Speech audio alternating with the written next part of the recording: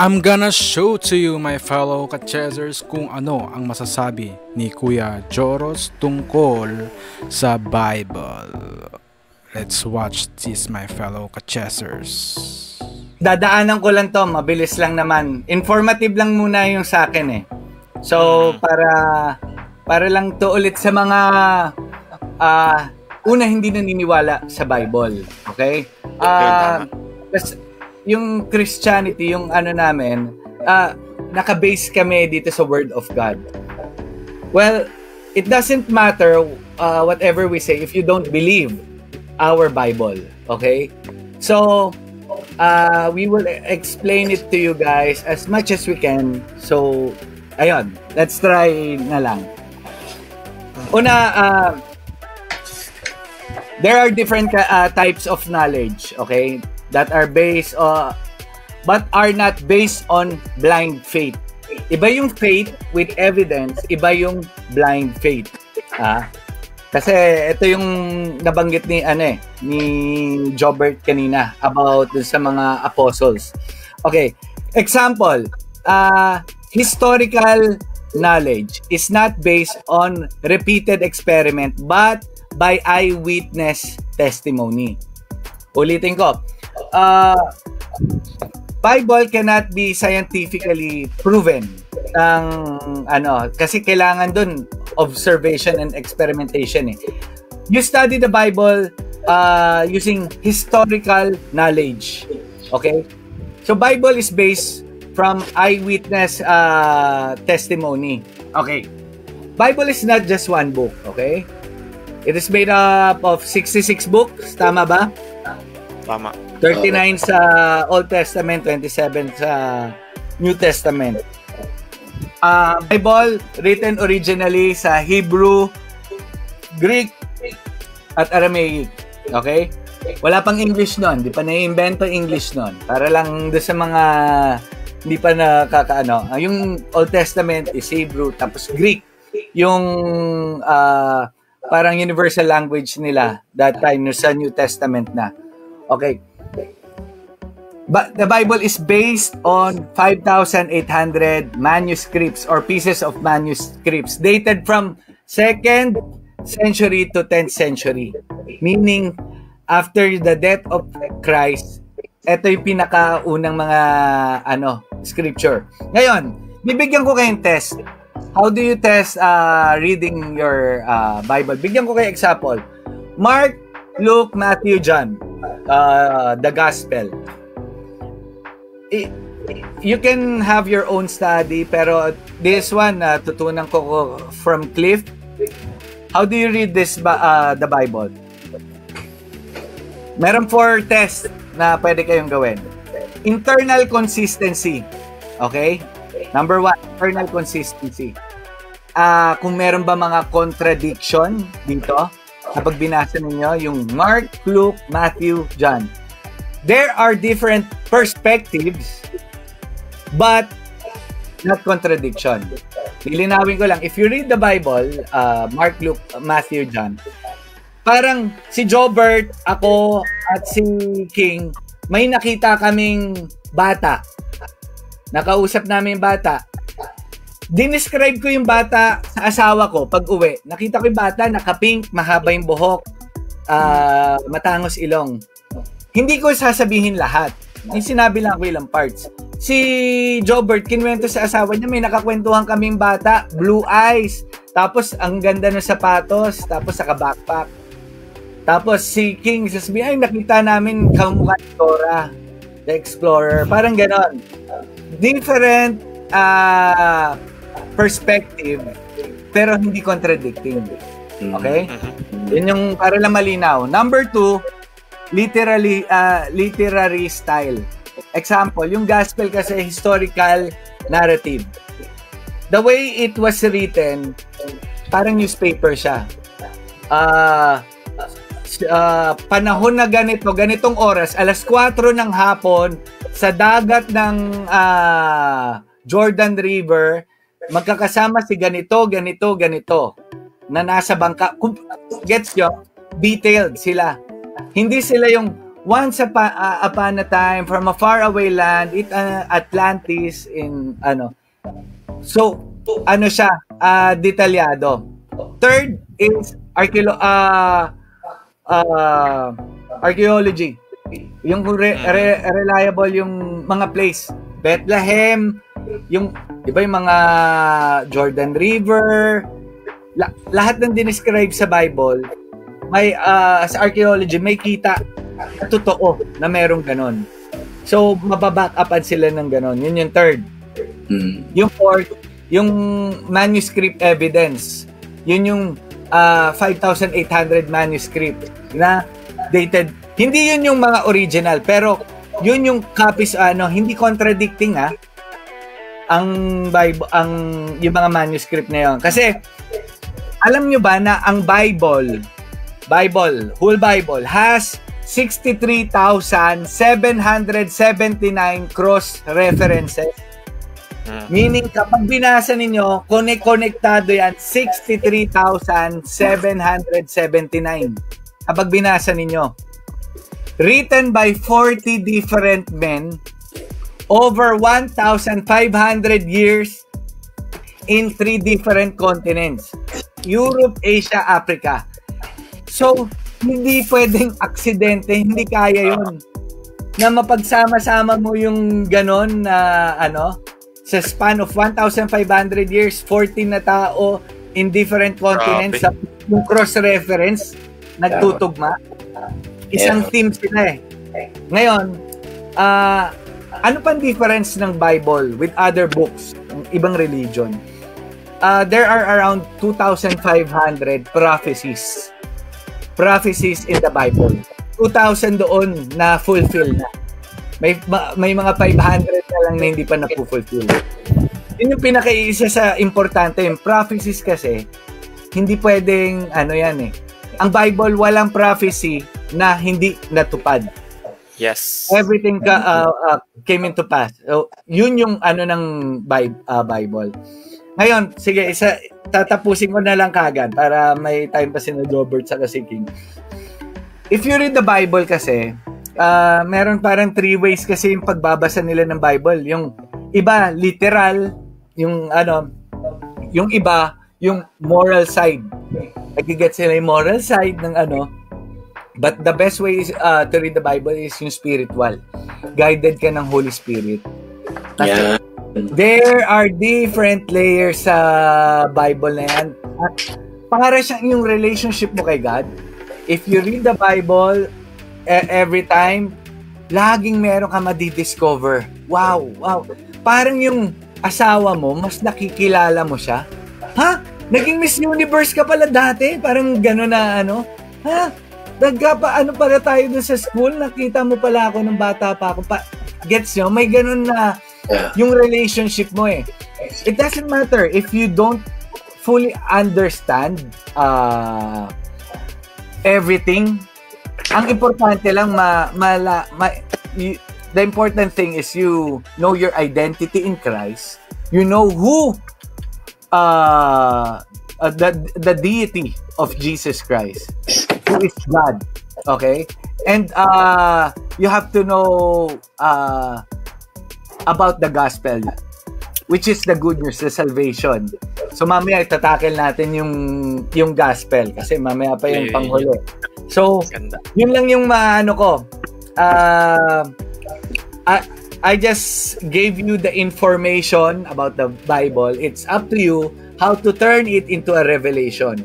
Because if you really want to know God, nandiyan na yung Bible eh. Just seek first the kingdom of God and all these things shall be added unto you. So, magsisimula yun sa inyo. Sorry guys, kayo na. Okay yan, maganda yan. Para sa akin kasi ang Biblia talaga yan. Sabi ko nga lagi, yan yung mapa. Yan yung naging mapa na ng buhay ko. Kung lahat ng mga tanong mo, lahat ng maayos na pwede mong gawin sa buhay mo, kung ano yung mga makakatulong sa'yo, di ba? Sa pamilya mo, sa pananaw mo, di ba? Para sa akin, kompleto yung Biblia kasi Lalo na kasi ano yan, guided by the Holy Spirit yan. Yan yung salita ng Diyos, buhay yan. Naniniwala ko na araw-araw sa lahat ng gagawin natin pag inuuna mo yan. Naniniwala talaga ako sa salita ng Diyos kasi para sa akin, ano siya nagiging buhay siya habang na-experience ko sa araw-araw na ang dami kong natututunan sa kanya, ang dami kong realization sa kanya, and na-apply ko talaga sa buhay ko to. And para sa akin katulad nga ng sinasabi ko by experience kasi ako di ba? Yung lahat ng sinasabi ko tungkol sa Diyos, na-experience ko yung Diyos, and tungkol naman sa Bible, inaaral ko yung Biblia, and araw-araw ang dami ko natutuklas ang mga bagay na nakakabigay ng buhay sa akin. Kaya para sa akin talaga, totoo ang Biblia. And never kong hahanapan ng mali ang salita ng Diyos sa buhay ko kasi itong buhay ko na 53 years old na ako, buong buhay ko mali. Dito lang ako nakahanap ng tama. Ngayon ko lang nahanap yung tama. Dito lang magmula nung pinag-aralan ko itong Biblia na to, magmula nung sinapuso ko itong Biblia na to.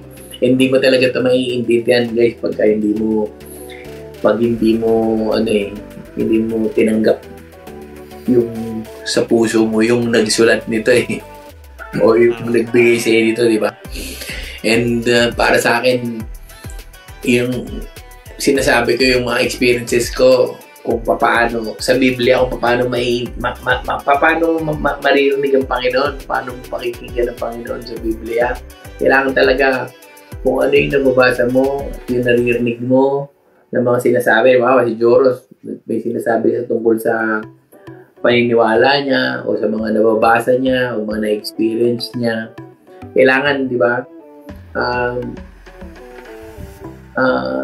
nakikita mo ba sa kanya yung sinasabi niya?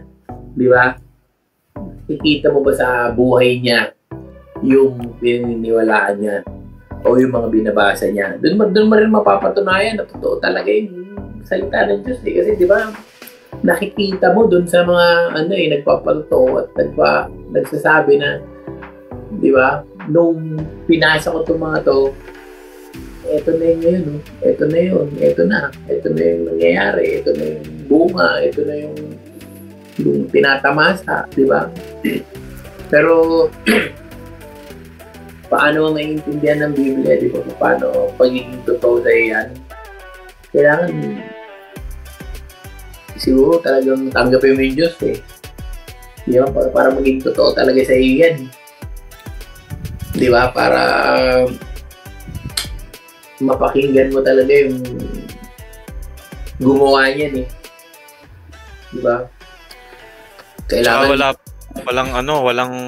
wala pang tao na nagbasa ng Bible tapos nasira yung buhay. Wala pang ganun Wala pa talaga ako nakilalang nagbasa niyan, tapos sumunod dyan at nanampalataya sa mga sinabi ng Diyos, di ba? Ako nung una, tinitingnan ko lang yan Tinitingnan ko lang yan verse by verse. Pero magmula nung inaral ko siya, sabi ko nga sa'yo, nung inaral ko siya nung mga nakaraang linggo, sabi ko kasi talagang ang buhay natin bilang Kristiyano talagang, di ba? Yung araw-araw, ang dahil bago. Pag talagang sineryoso mo yung Diyos, mauuho ka sa Kanya. Talagang hahanapin mo siya. Unti-unting, totoo yung sinasabi sa Biblia na nagiging anino na lang. Nagiging anino na lang yung buong paligid sa'yo. Yung mga bagay na importante sa'yo, nagiging hindi na importante.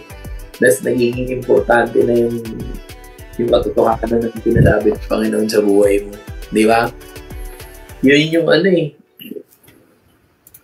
At para maintindihan mo talaga yung Biblia, kailangan pakinggan, itindihin mo na ang binabasa mo ay salita ng Diyos. Di ba? yun talaga yung yung katotohanan nun. Para maintindihan mo din talaga siya, kailangan sundin mo yung binabasa mo eh. Di ba? Sundin mo, i-appreciate mo, maging dependent ka doon, at saka maging confident ka doon sa binabasa mo. Yun eh. Kasi yung buhay. Robert, naalala ko lang, kung magbabasa pala kayo ng Bible, kailangan ang basa ninyo konteksto, meaning yung basahin niyo yung buong chapter. Kung ano yung message ng buong chapter na yon. Kasi marami ring nalilito sa Bible, tapos mas nagiging divisive pa, tapos nagtatalo-talo dahil sa mga paniniwala nila. Yun, doon na pumapasok yung pride eh. Hindi, ako yung tama. Verse lang. Kasi mga verse, binabasa yung verse. Tapos, pag, dapat led ka by the Holy Spirit, and at the same time, open ka for correction, for rebuke, for kahit kami. Pwede kami ngayon nagsasalita. Kung mayroon kaming ayun. Kasi pag may kulang, di ba, katulad ko, di ba, hindi pa naman ganun hindi ako ganun ka masyadong hindi ako masyado nagre-research, pero ang sinasabi ko lang yung testimony ko araw-araw kung paano kumikilos ang Diyos sa buhay ko, paano ako nagdidesisyon ngayon dahil sa mga natutunan ko sa mga salita ng Diyos. Yun lang para sa akin. Tama yun kasi wala namang verse dati. Kaya dapat basahin nyo talaga yan by chapter, isang buong libro. Kasi iba, parang nauso ngayon yung kunyari may problema sila. For reference yun. Magbubuklat na lang ng parang nag-agis lang ng dice, bubuklatin yung Bible. Ngayon lang yung babasahin. May nabasa ako rito na comment, natatawa lang ako pero nakakatawa. Anong sabi? Daming comments. Maraming Nakakatawa. Hindi nakakasar pero nakakatawa. Okay. Mamaya meron lumalabas yan na question na sasagutin natin mamaya. Yung isa kasi may nagbabanggit about yung sa genocide daw sa Bible. Sige, natin yung sa question and answer. Oo, kasi nabanggit mo yung di ba? May binanggit ka kanina yung bakit yung mga pinapatay, di ba? Di ba yung sagutin na natin ngayon baka kasi umalis pa siya sa nakalimutan ko sino nagtanong nun eh. But anyways, kung ito yung wallet ko. Hawakan mo, Jobert. Tapos kunin ko na yung wallet ko sa'yo. Ninakaw ko ba yung wallet? Yung Jobert, ito yung wallet ko. Hawakan mo. Tapos Jobert, akin na yung wallet ko. Nakaw ba yun? No. Jobert, ikaw kausap ko, Jobert. Hindi. Okay napansin. Pag si King Jobert. Sorry. Binahawa ko. Ayaw ni Jobert. King, hawakan mo yung wallet ko. Hawakan mo yung wallet ko. Tama ko ron Kunin ko na. So, ninakaw ko ba yung wallet ko? Hindi. Kasi sa'yo yun. Ayun. Bakit? Lahat, all life belongs to God. Okay? Yes. Ngayon, Author of life. Kasi nababanggit ba may mga genocide sa Bible, ganyan. Itong buhay natin, di atin to. Kay God to. All life belongs to God. Okay? Actually, di lang yung genocide. Sabi mo, yung Noah's flood. Finlad lahat. Gananon. Marami. Namatay lahat. Ngayon, parang i-question, why? To be honest, sa akin, ano mangyayari dun sa mga bata? Dun sa, right now, sa mga gera, sa ano mangyayari? Hindi ko alam. Okay? Pero, alam ko kung sino ang Diyos ko. if you cannot understand anything na hindi mo masagot, go back to the character of God. Okay? God is holy, God is just, God is righteous, God is good. Okay? God is perfect. So kung yun ang Diyos mo, hindi mo kailangan na isipin yun. Okay? Si God, perfect siya, just siya, righteous siya, all-knowing siya. Alam na niya kung ano mangyayari. Pati yung mga susunod pang gera, yung mga hindi pa pinapanganak na mamamatay pa lang, alam na niya. And all life belongs to Him. Tayo kasi, bilang Kristiyano, hindi tayo naniniwala sa, hindi death sa atin tong physical death eh. Ang pinanggalingan kasing word ng death is separation. Death is separation. Now, there are two kinds of death. Separation from our physical body, which is yung mundo natin, na iniisip ng mga tao, this is it, death, final ano. But for us believers, lilipat lang tayo eh. Real death is the spiritual death. The separation from God. Yun yung ano. If we die in our body right now, there are just two places sa pupuntahan natin. Heaven and hell. Kumbaga, forever in God or with God's love, or forever with God's wrath. Ngayon, lilinawin ko, yung pa sinasabi, si God nasa heaven lang. Hindi, akala nyo si Lucifer ang hari ng impyerno? God is the Lord of everything. Siya ang Diyos ng siya ang magdadala ng mga angels sa impyerno. Hindi nga dapat tayo mapupunta sa impyerno eh. Pero tayo nagpumili na pumunta sa impyerno. Yung free will natin to be separated with Him. That's our choice. That's our free will. So that's why we are trying to share you guys this ito pala yung nagano. Sorry po, I think you missed the point. Those who didn't deserve to die in the genocide. Canaanites, babies, I'm explaining kay Quanter apologist. Okay, Quanter apologist. Like what I've said, yan, si Quanter. Shout out, Quanter. Nilahat ko na nga eh, hindi lang genocide eh. Yung flood pa lang, where God, ni-wipe out ang buong mundo. Now, yun yung sinabi ko, all life belongs to God. I myself cannot answer why, what happened to the kids, to the babies, but I told you guys a while ago na if you don't understand this thing, for example, this topic, go back to the character of God. Who is God? What is His character? God is holy. God is just. God is righteous. God is good. God is perfect. God is all-knowing. Ngayon, your finite mind, our finite mind cannot understand and grasp everything. We cannot understand everything. Hindi nga natin ma-explain bakit nagka-cancel nanay ko, anong tawag dito? Napakabait siya, nag-ano siya kay God. Meron, Pastor, bakit sina Pastor Tanchi, yung pinagdaanan nila, di ba yung you're serving the Lord, tapos may mangyayari sa family mo, na, so, ang hirap. Hindi mo pero, naalala niyo yung sa Job, kinwestiyon niya si God.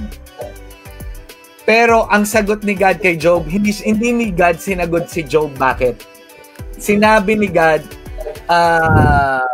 nasaan ka nung ginawa ko yung mundo? Nasaan ka nung pinakita ni God how big He is. How big our God is. Ultimo, alon, hanggang saan yung alon, kung saan tatama ang kidlat. Ito, basahin niyo lang yung Job. Kung saan tatama yung kidlat, kung saan papunta yung hangin, alam ng Diyos. Why not yung mga namatay na babies? Why not yung mga tayo ang mahal ng Diyos na we are in God's image. So, kapag nagwo-worry tayo sa mga ganon, let's just focus and surrender kay Lord. Oo. Tsaka, siguro, dagdag ko lang doon sabi niya, di ba, yung paano daw doon, those who didn't deserve to die in the genocide of the Canaanites, babies, all pregnant to have been killed. How do you justify that? You cannot justify that. Only knows. Paano mo nasabi na they don't deserve to die? According to us, siguro sa pananaw natin, hindi sila dapat mamatay kasi mga baby sila. Sa tingin natin, innocent sila. Sa tingin natin, babae sila, mga matatanda na sila. Ang tanda natin, sabi nga sa Ephesians 1:11, He makes everything work out according to His plan. Hindi natin alam yung plano ng Panginoon eh. Nakita niya na siguro ng mga... Kasi sabi nga nila, di ba? Sabi nga, alam na niya yung mangyayari at yung mangyayari pa. Yung mga bata na yun, di ba? Nakita niya na magiging... Basta, di ba? Who are we to question di ba? The decisions of the Lord. Kung paano hindi mo talaga ma-justify yun kasi hindi mo kilala. Sabi din si Job nga, sabi ni Job, di ba? Sa Job 1:21, the Lord gives and the Lord takes. Siya gumawa ng lahat, di ba? Kung kailan niya gustong kunin o bawiin yung mga bagay kung sa pamamaraan na gusto niya, gagawin niya yun. Bakit? For His glory. Di ba? May purpose. May dahilan. Diba? Mali din kasi yung tanong eh. Si Quanter, you're asking the wrong question na so bakit di ma-justify yung mga bloodlust na war freak, you have to read the Bible and understand it and know God. Tapos we cannot put nakasulat kasi if you put your shoes on God's shoes, no, we can't. Hindi natin maintindihan. You have to understand who God is. So you will kasi that's our topic a while ago, yung we want to understand everything. We want to but it is written, everything is written for us. Kung paano mo maintindihan it's up to you. Kasi nga, this is not the final death. I mean, if I die today, if we die, I'll speak for myself muna. If I'll die today, okay lang if it's God's will. However He wants it. Basta, yun nga, you just have to know your identity in God. So, more than questioning others experiences, yung mga pinagdaanan nila, intindihin mo muna yung relationship mo kay God. Kilalanin mo kasi once na makilala mo, mas maiintindihan mo why things happen. Even if you don't understand everything, you just go back to His character. You have to know Him. Yun lang. So, add ko lang doon, kuya. Kasi nga, for me, mali yung question kasi yung question doon is paano mo ma-justify yung mga namatay. So again, God is the author of life. So hindi mo siya pwedeng tawaging killer kasi may namatay. Kasi sa kanya naman galing yun, no? Mali yung tanong na, kasi pag tinanong natin na paano mo ma-justify yung mga namatay na ganito, hinayaan lang ng Diyos, you are simply saying na God needs to explain to you kung bakit niya ginawa to. So that's the problem, no? Imaginein mo, parang eto kasi yan parang you are simply saying na hindi, dapat hindi ganito ginawa ng Diyos, dapat hindi namatay itong mga to, itong mga babies na to, itong mga pregnant na to, hindi dapat sila namatay kasi dapat ganito, ganyan. So parang you are simply saying na mas may better plan ka sa Diyos na dapat ganito yung ginawa niya, which is again sobrang mali because again God is infinite, we are finite, no? Yung understanding natin finite, and we are inside time, space and matter. affected tayo ng time. Ang Diyos hindi. Nakikita niya lahat. No, again, ito nga yung diniscuss namin kanina, nasa labas siya ng space, time, and matter. So, nakikita niya lahat. Alam niya lahat ng best way na dapat niyang gawin. Kasi lahat yan, ano yan domino effect yan Diba, let's say ako, lumabas ako ng kanto, nagwala ako, nagbagal ako mag-drive, magkukos ng traffic yon. Yung kada decision ng tao, domino effect yan Nakikita ng Diyos yan lahat. Imaginein mo 8 billion ng tao sa mundo. Nakikita ng Diyos ang daming desisyon ng ginagawa natin kada segundo. Lahat yan may domino effect. And yung question mo na kailangang i-justify ng Diyos kung bakit niya ginawa to, you are simply saying na kailangan mag-explain ng Diyos sa'yo. At kailangan, at parang sinasabi natin na dapat ganito, dapat ganyan, dapat ganito yung ginawa mo. Hindi. Kasi yung Diyos nakikita niya lahat And kung ginawa niya yan, we know, kung alam mo yung characteristic ng Diyos, again, He is just, He is perfect and righteous. That is the best way. No, hindi man best way sa atin, it doesn't matter. Kasi we are finite. Limited yung mind natin. Limited yung kaya natin yung comprehend. And again, yung sa mga babies, if you read the Bible, they will definitely go to heaven. Tulad ng sinabi ni Kuya Jobert, maaaring yun yung nangyari. Kasi, tingnan mo naman, sobrang corrupted, evil, fallen world tong, di ba? Kahit nga tayo mga Kristiyano, gusto nang mawala dito Pero, yun, mali yung question na paano ma-justify yun? God is the author of life. So, may nag-comment kanina, God is the potter, we are the clay. Kung potter ka, gumawa ka ng clay, pwede ba magreklamo sa'yo yung clay na, geto gusto kong design? Hindi Ikaw magde-decide Ikaw yung potter Pero, we cannot ask that question kasi God sees everything. We cannot. Yeah, and God created And God created everything perfect Yung free will kasi natin, nagsimula 'di ba kay Adam? Doon nagsimula yung pumasok yung sin sa mundong ito, naging fallen world na tayo. So doon napapasok yung sinasabi mong domino effect, yung sinful nature ng tao. Pero kasi yung binabanggit niya yung about God doing things. Sabihin na natin mga catastrophe wala ng tao na involved, yung mga lindol, mga why it happened, even if you don't understand you just have to focus on God kasi nga yun siguro di ba, siguro yung tanong niya curious siya dun sa, di ba, curious siya dun sa bakit nangyari, di ba? Kahit tayo din, nung di pa natin kilalang Diyos, tatanungin mo talaga ba't ganun? Parang yung nangyayari sa Israel, sa Hamas, di ba? Kung titingnan mo, di ba, bakit?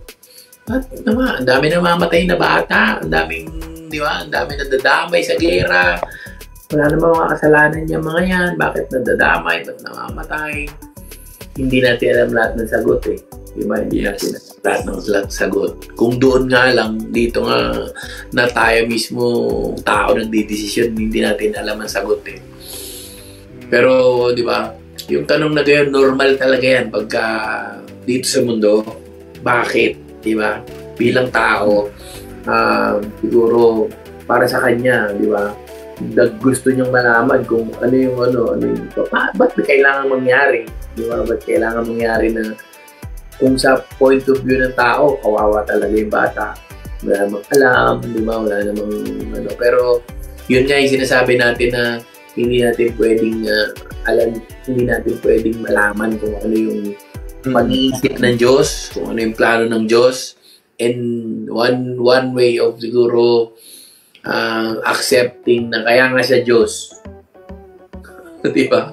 Kaya nga siya Diyos Kaya nga siya Diyos, at tao lang tayo. Yun yung mga bagay na hindi natin maintindihan kung bakit niya ginagawa. Kaya tinuturuan tayo na, di ba, mag-submit doon sa mga kalooban ng Diyos. Kasi sa tingin ko, ginagawa niya yan, di ba, para ipakita yung kapangyarihan at glory niya. Tapos dun sa plano na yan at mayroong magandang kahihinatnan yan. para may Tsaka he doesn't take pleasure from that. He doesn't enjoy that. Kasi gusto nga niya ma-save lahat eh. Itadagdag ko lang na pag-usapan kasi natin King to lately na yung, sige, from a parent's point of view, na paano yung mga anak ko bata pa? Ano mangyayari kung ari magka-rapture or whatever, wala mga nakasulat sa Bible eh. Kung ano mangyayari, alam mo, sa mga bata kapag namatay. Pero, meron mga passages na makikita mong may special heart si God sa mga bata. Di ba sinasabi nga niya sa mga apostles, unless we will be like these children, you cannot enter the kingdom of God. Kaya nga di ba parang meron silang pinag-uusapan na age of accountability, pero hindi siya actually age na kung kailan merong ganong ako na understanding. Hindi siya walang scripture na sakto ron, pero merong mga passages that describes yung special heart ni God sa mga bata. So, ayun, yun lang yung ko. Tama ba? Sabi niya, di ba, sabi dito sa Romans, I will have mercy on whom I have mercy. I will have compassion on whom I have compassion. Nasa akin yan kung di ba? Nasa akin yan kung gusto kung sino yung bibigyan ko ng mercy, kung sino yung bibigyan ko ng compassion, at kung bibigyan man niya ng mercy, yung gusto niyang bigyan ng mercy, tingin ko pag ang Diyos ang nagdesisyon, deserve nila yon. At kung meron man siyang bibigyan ng compassion, o di ba, o pangunawa, o ipapardon niya yung anumang bagay, pag Diyos ang nagbigay ng compassion, I think deserving yung bibigyan niya ng compassion na yun. Di ba? So, sorry King, feeling ko, dahil sinasagot na kasi natin yung comment section, tapusin lang natin siguro yung... Ayaw nga. yung what is the gospel lang, and deity ni Jesus, siguro yan. Okay na ba tayo dun sa Bible? Pero yun, wait lang. Babalikan natin yung nag-question pala, so yun, ayun nga, God doesn't enjoy yung ginagawa niya, and parang sa chess yan no? Yun yung move ni God. He's a chess master, and we cannot question that kasi nakikita niya lahat. Ayun, we encourage you to read the Bible kasi nandun yung characteristic ng Diyos. Madali nang intindihin lahat kapag nakilala mo yung Diyos personally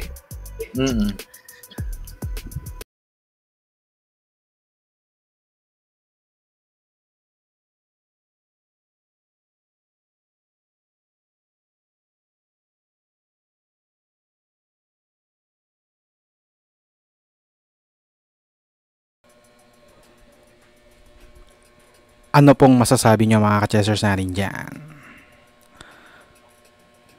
To God be all the glory. Praise Lord Jesus Christ.